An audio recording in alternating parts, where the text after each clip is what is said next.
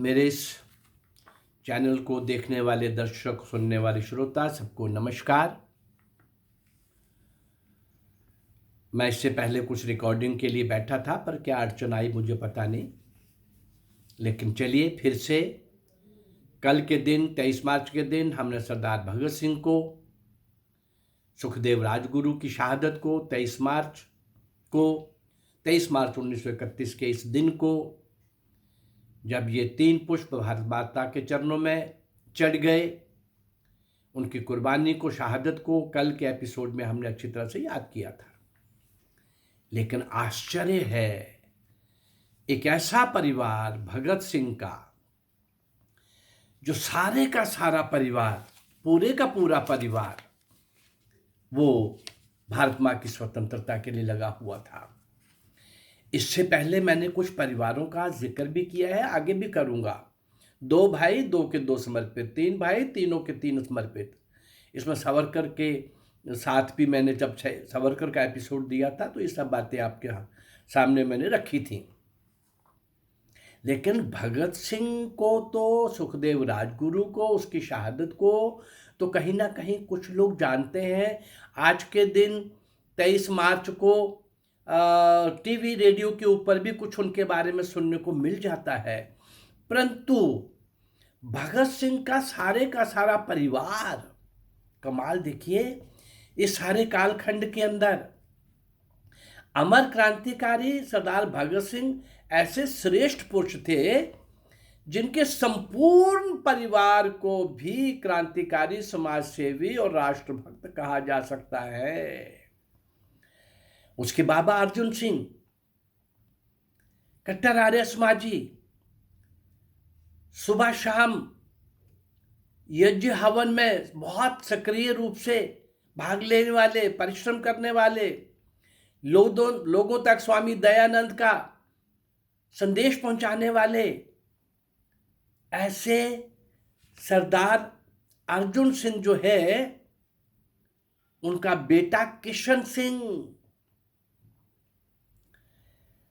सब तरह के सामाजिक कार्यों में, देश के कार्यों में,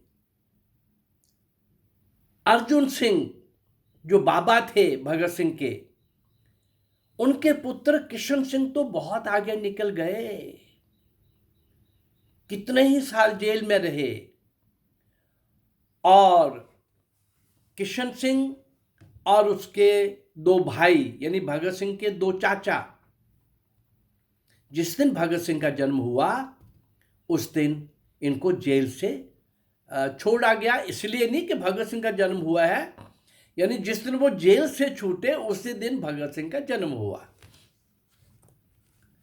और सब तरफ स्वाभाविक रूप से उनका आना, भगत सिंह का संसार में आना, सेलिब्रेशन हुआ, बहुत सब तरफ खुशी के ढोल बाजे गए, और सब तरह से ये कहा जाने लगा कि भगत सिंह अपने परिवार के लिए बड़ा भाग्यशाली है, क्योंकि इसके जन्म लेने पर ही दोनों चाचा भी छूट गए, पिता श्री किशन सिंह वो भी छूट गए। और इस तरह से ये भाग्यशाली सुनते हुए बड़ा होता गया, और इसको भगत ऐसा बोलते बोलते, भगत सिंह बोलते बोलते सरदार भगत सिंह बनने तक की यात्रा। लेकिन पूरा परिवार देखिए, पिताजी और बेटा किशन सिंह और दोनों भाई, यानी तीनों बेटे उस दिन जेल से छूट के आ रहे हैं। भगत सिंह के चाचा सरदार अजीत सिंह भी बहुत बड़े क्रांतिकारी थे। लाला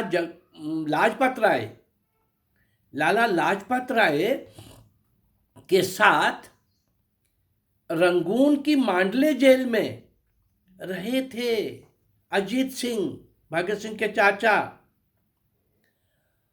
और उन्होंने विदेशों में अपनी इस क्रांति के लिए बहुत सक्रिय योगदान दिया।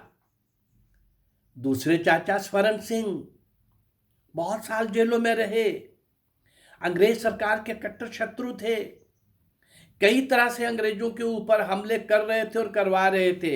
एक शौक इनका और था, लिखने का और साथियों के लिखे हुए साहित्य को घर घर पहुंचाने का।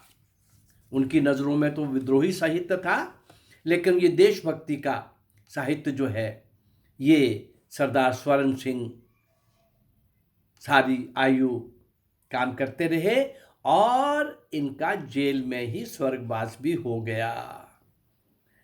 सरदार भगत सिंह के दोनों चाचा अजीत सिंह स्वर्ण सिंह, पिता किशन सिंह, बाबा अजीत सिंह, और अब हम आते हैं सरदार भगत सिंह के चार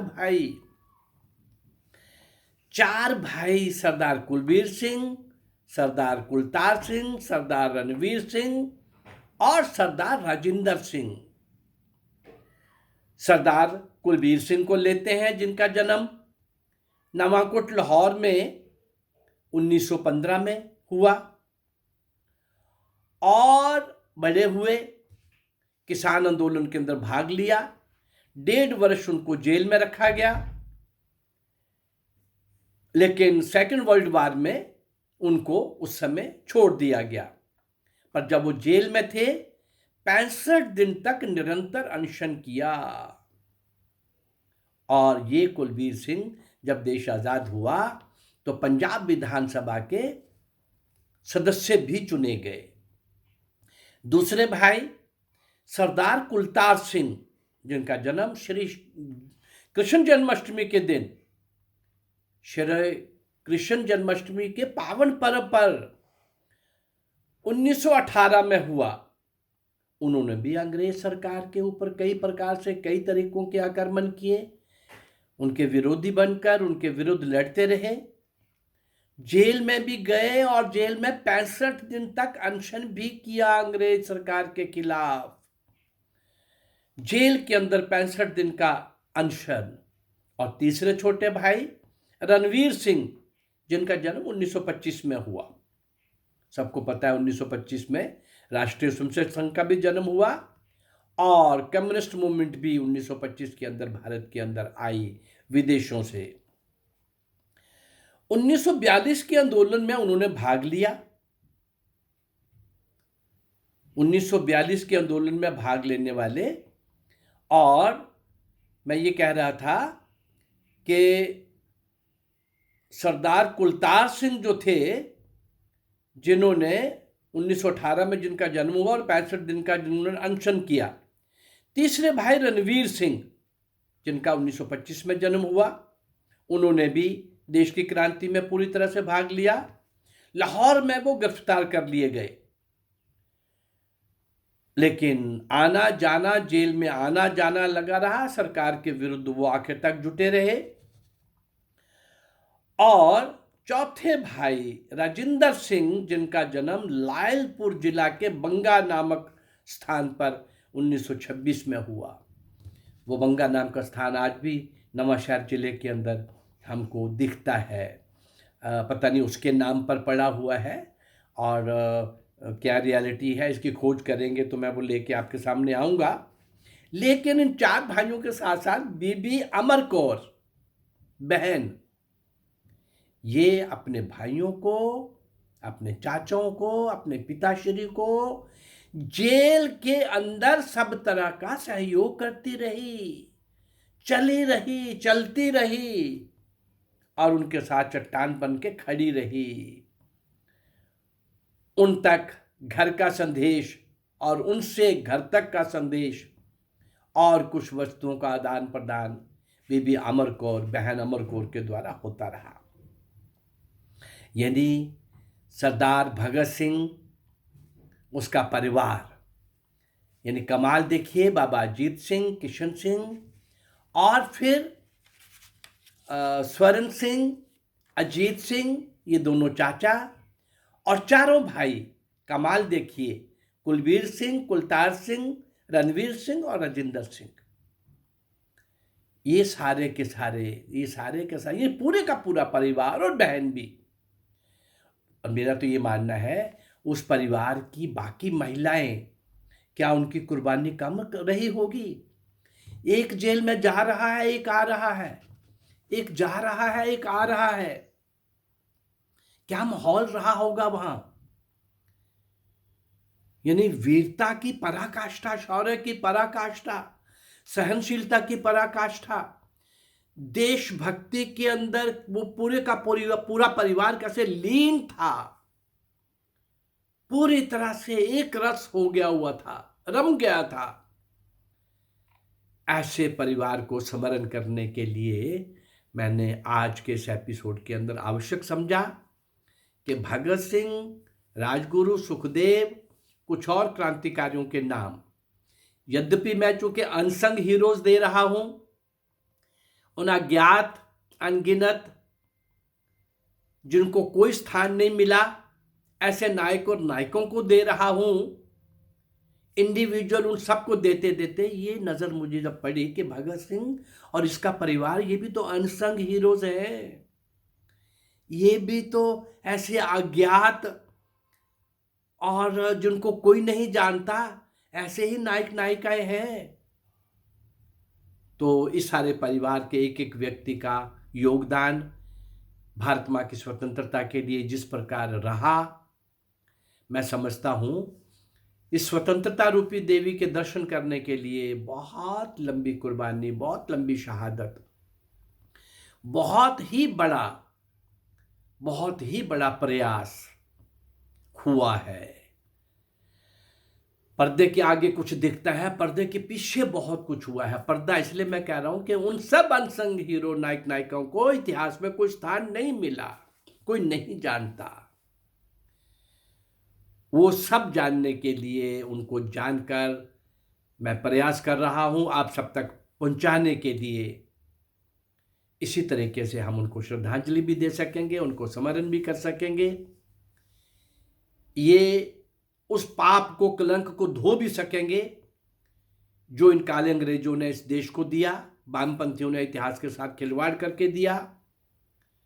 लेकिन इतिहास से हम सीख सकते हैं और इनको भूलना ये पाप होगा, महापाप होगा। कोई भी कौम अपने पूर्वजों को, अपने वीर पुरुषों को, क्रांतिकारियों को, प्रेरणा स्रोतों को, ऐसे महान सपूतों को भूलने का अगर ब्लंडर करेगी, पाप करेगी, द्रोह करेगी, गलती करेगी, तो इतिहास क्षमा नहीं करेगा। ऐसी कौमें दुनिया के नक्शे से मिट जाया करती हैं।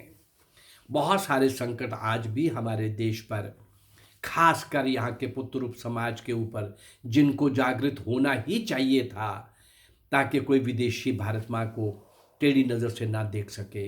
बहुत कुछ हम गंवा चुके हैं। जो छोटा भारत हमारे पास बचा है, जिसको छीनने के लिए विदेशी ताकतें आज भी बगले की तरह नजरें जमाए बैठी हैं, उनसे बचने के लिए, उनसे बचाने के लिए, अपने अस्तित्व को बचाने के लिए, इन अनसंग हीरोज को, नायक नायिकाओं को स्मरण करते हुए आज की पीढ़ी के अंदर, जनरेशन के अंदर प्रेरणा जागृत करते हुए, उनको देश के लिए, जो लोग कमिटेड थे, जो सब कुछ समर्पित कर गए देश के लिए, उस महायज्ञ के अंदर अपने आप को आहूत कर गए। हम वो देश की आज़ादी तो दे गए, इस आज़ादी को बचाने के लिए आज जो प्रयास होने चाहिए, जितनी जागृति चाहिए, वो आज नहीं दिख रही। तो अगर मेरा ये प्रयास अगर आपको अच्छा लग रहा है तो आप मेरे इस चैनल को लाइक करिए, सब्सक्राइब करिए और इसको शेयर करिए। जय भारत, नमस्कार।